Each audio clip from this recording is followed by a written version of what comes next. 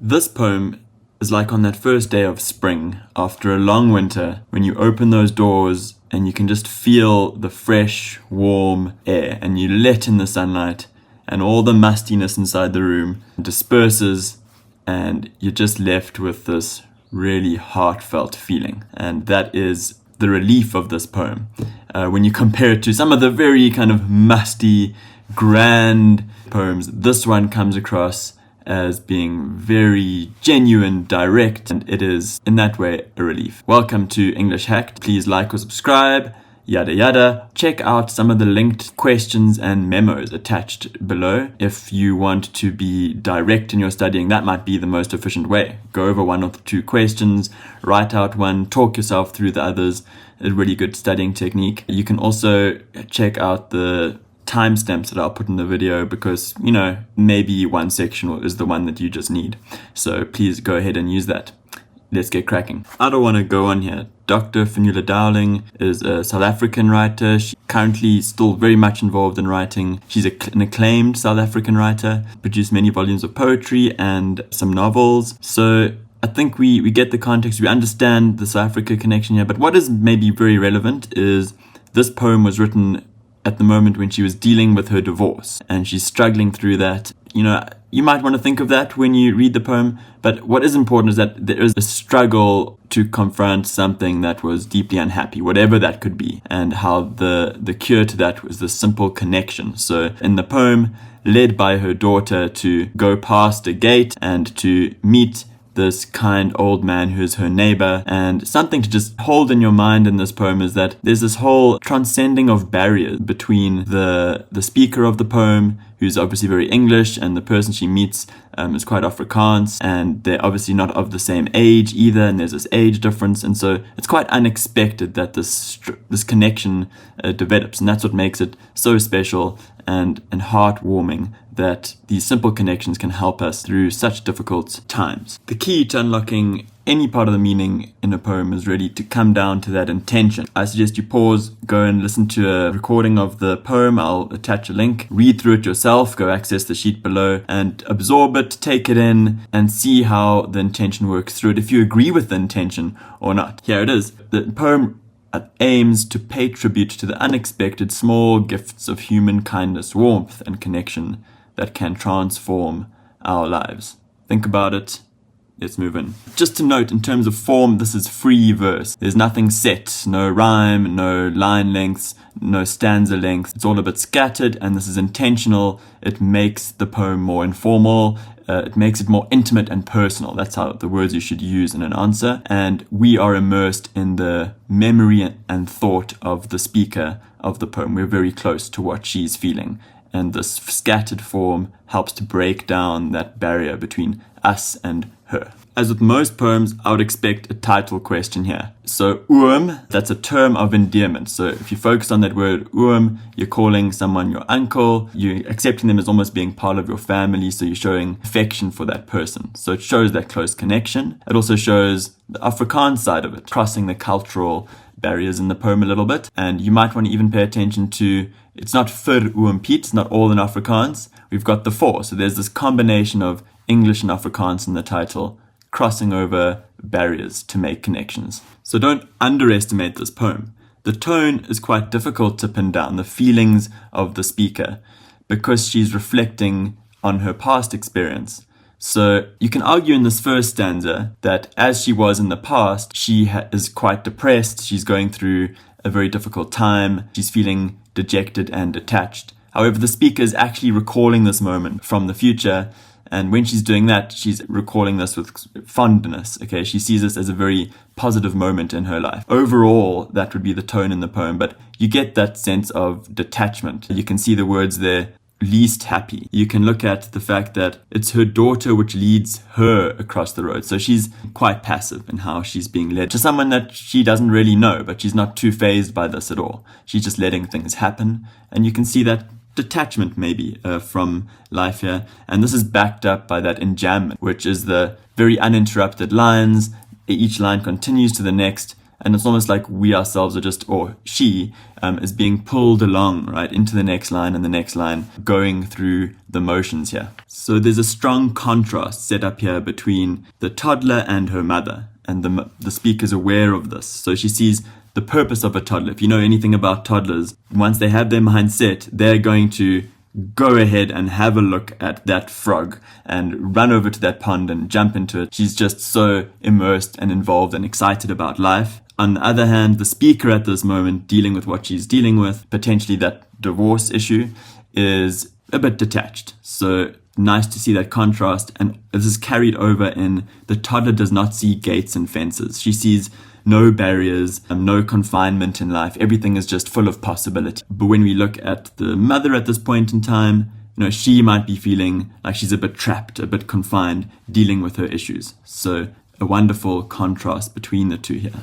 Where the first stanza showed the meeting between the two, the stranger and the mother, the old man and the mother, this leaps into the actual caring impact of what happened during that first meeting. The tone shifts to the overall deep gratitude, tenderness, and fondness, which is there for most of the poem. The old man speaks to her with such care and compassion, and that is what she is so grateful for. And you can see this in the low murmuring tones, right? So very soft, and a nice word you can use is reassuring, calming in the way that he speaks to her. Again, enjambment on at least the first two lines, there's a continuous rhythm adding to that calm, steady nature. And the reference there, so like you used to speak or used to reassure lame horses and bilious dogs, maybe a suggestion there that the old man was a vet or a farmer, but he treats her as if she's a sick patient, as if she is an injured horse or a very sick dog. And so there's that care that she's grateful for. This really goes back to the intention of the poem. They don't discuss hugely significant philosophical things. This is just an everyday common meeting between two people, and they discuss everyday things, flowers, poultry. They do everyday actions, right? When you meet someone, just making tea. These are very commonplace, and this is adding to how reassuring it all is, how calm it all is. Notice that structurally the line lengths start to get shorter and shorter in the stanza. We're narrowing down from the everyday stuff to the matter that's really bothering her. We can see that the man and the you there showing that connection as she addresses him directly, the second person pronoun. You said, "Fuchtoch," and "I don't hope so." Those are phrases which you say in response to listening to someone. So you can see he's a very good listener. And that "Fuchtoch" is also a kind of an ach shame phrase, showing that you care for what they are saying. So here's the golden question. I just see this popping out. The nice short line, right? What's the impact there? And it's "you guessed." So what is implied here is that the old man is very perceptive and he reads her very accurately. She might not be telling him directly about the big divorce or issue she's going through, but she feels that he gets it. He guesses and he knows that something is deeply troubling her. The immediate response that he has, which she is immensely grateful here, is that "you told me I was beautiful," in the courtly way of an old man. His reaction is to bolster her up, to give her confidence, to tell her that this is not the end of the world for her. We jump to this third stanza, and what's clear is that there's been a passage of time and they've seen each other many times here and there, and there's traces of this familiarity that are implied in the lines. It's done very well. He phones her, so he has her phone number, and it seems like maybe this happens, more often than not, maybe. And then there's this, so he calls her Beatrix. The actual name of the poet's daughter is Beatrice. But Beatrix seems like a familiar, comical kind of play on a name, something you would do if you knew someone quite well, a nickname, right? Showing affection. And Beatrix also a reference, an allusion to Beatrix Potter. She wrote about the farm yard and the English countryside. Maybe it is the case that the daughter just loves all the animals on the farm, and that's why he goes to all these lengths to direct these ducks across and put on a show for the daughter. Just the fact that you could get a question here, directed, it shows the lengths to which he's going to put on the stage production to keep the daughter entertained. But what's really also going on in this stanza is he's taking the time. He just sitting in his home and he suddenly thinks it's a rainy day, and he really is considerate in the way that he knows it's very difficult with kids who are toddlers to keep them engaged when they've got nothing to do. And so it's really a tender moment, a caring moment that he reaches out and wants to help her, wants to help the daughter, doesn't want her to have such a boring day, and hence this whole performance that he puts together. There's quite a lot to say about these final 2 lines in the poem, this last stanza, which I've described there as short, conclusive, and elusive. It's a very powerful last 2 lines, and part of this is that it's short, so we get a sense of reaching a conclusion. It's almost like the writer is trying to reflect on this whole episode, this whole story that she's told us, and she's reflecting on it quite deeply, and she's wrestling with it. She's trying to make sense of it. Part of this balancing of forces shows her struggle through this. So we've got antithesis, this placing of opposites in the line. So you moved and I moved, but one thing stays.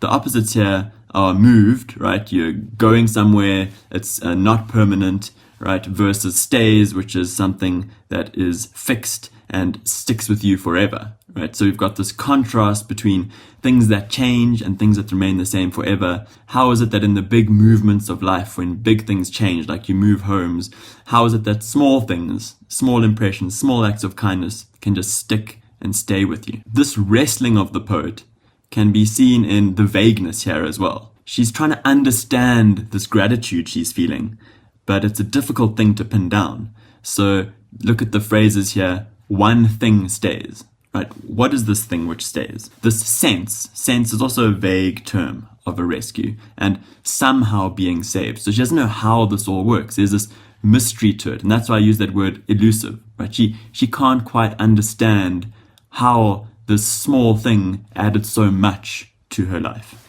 I almost forgot there to mention the colon. So every now and then you can get direct punctuation questions in poetry, and this colon has big impact, right? It's an extended pause in the line. It adds to the finality of this last 2 lines, and if you look at it closely, remember the function of a colon. A colon is a pause which you expect to introduce an explanation or a comment on what has come before, right? That verb introduce is important.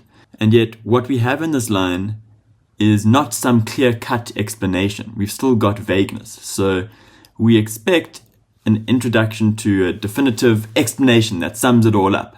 And the line does come close, but it's still struggling. It's still vague. It's still got the sense of rescue that is somehow being saved. So part of the magic of all of this is that this feeling of gratitude for this kindness and the actions of the old man, of this connection that she's experienced, is inexplicable, and it can't be fully explained. And here she's struggling to get to it. So the colon, we expect some clear explanation, some grand statement, but we're not entirely satisfied because it's actually still vague. On the other hand, we do have a note. The tone, again, is immensely grateful. Even if she can't fully understand, there is this feeling of being rescued and of being saved. So just note those 2 words, how they can be used together, rescue and saved. This idea of being in a desperate situation, but having the help, right, of someone from their kindness to actually turn it into a more bearable period of your life. To sum up, here are some useful words you can use in answers and the concepts that you have to check yourself on that you can get questions on. So I'm not going to go through it in detail, but just notice the tone words, dejected, detached. You can use that in the tone in the beginning and how that shifts. Although you can also argue the overall tone is really one of gratitude when you think of the present self looking back at her memory. That term of endearment that's used at Oom, right? As well as when he calls her Beatrix rather than Beatrice. So the familiarity, the affection. And know about the structure, the free verse, also that use of the colon, the short stanza at the end is quite important, and the impact of that stanza. The balancing of opposites at the end, showing the struggle of the poet to understand this gratitude and almost accepting that there are things you can't fully explain about the magic of connection between people.